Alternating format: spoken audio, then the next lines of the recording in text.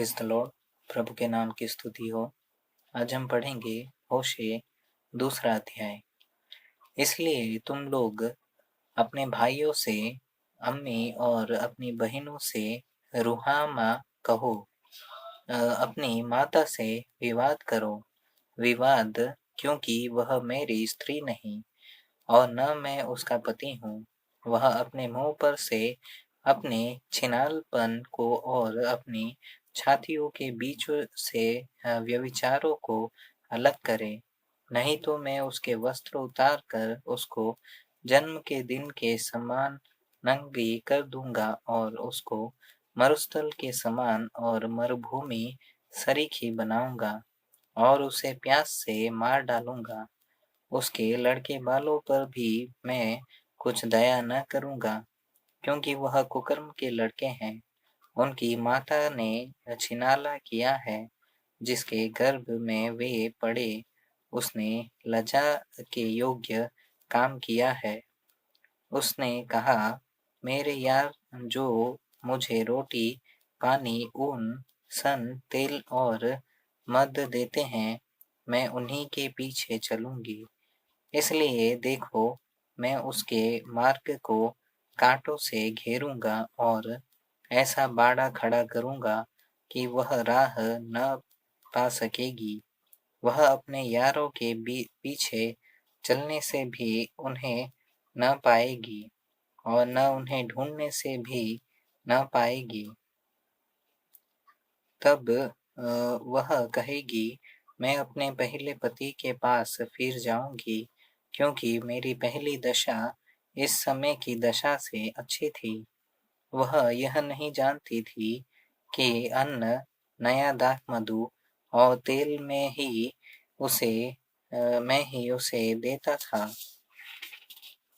और उसके लिए वह चांदी सोना जिसको मैं वे बाल देवता के काम में ले आते थे, मैं ही बढ़ाता था। इस कारण मैं अन्न की ऋतु में अपने अन्न को और नए दाखमधु के होने के समय में अपने नए दाखमधु को हर लूंगा और अपना ऊन और सन भी जिनसे वह अपना तन ढांपती है वे छीन लूंगा। अब मैं उसके यारों के सामने उसके तन को उघाड़ूंगा और मेरे हाथ से कोई उसे छुड़ा न सकेगा। और मैं उसके पर्व, नए चांद और विश्राम दिन आदि सब नियत समयों के उत्सवों का अंत कर दूंगा। और मैं उसकी दाखलताओं और अंजीर के वृक्षों को, जिनके विषय वह कहती है कि यह मेरे छिनाले की प्राप्ति है, जिसे मेरे यारों ने मुझे दी है, उन्हें ऐसा उजाड़ूंगा कि वे जंगल से हो जाएंगे और वन पशु उन्हें चर डालेंगे। और वे दिन जिनमें वह बाल देवताओं के लिए धूप जलाती और नत्न और हार पहने अपने यारों के पीछे जाती और मुझको भूले रहती थी, उन दिनों का दंड मैं उसे दूंगा। यहोवा की यही वाणी है। इसलिए देखो, मैं उसे मोहित करके जंगल में ले जाऊंगा और वहां उससे शांति की बातें कहूंगा, और वही मैं उसको दाख की बारियां दूंगा और आकोर की तराई को आशा का द्वार कर दूंगा। और वहां वह मुझसे ऐसी बातें कहेंगी जैसी अपनी जवानी के दिनों में, अर्थात मिस्र देश के चले आने के समय कहती थी। और यहोवा की यह वाणी है कि उस समय तू मुझे इसी कहेगी और फिर बाली न कहेगी, क्योंकि भविष्य में मैं उसे बाल देवताओं के नाम न लेने दूंगा और न उनके नाम फिर स्मरण में रहेंगे।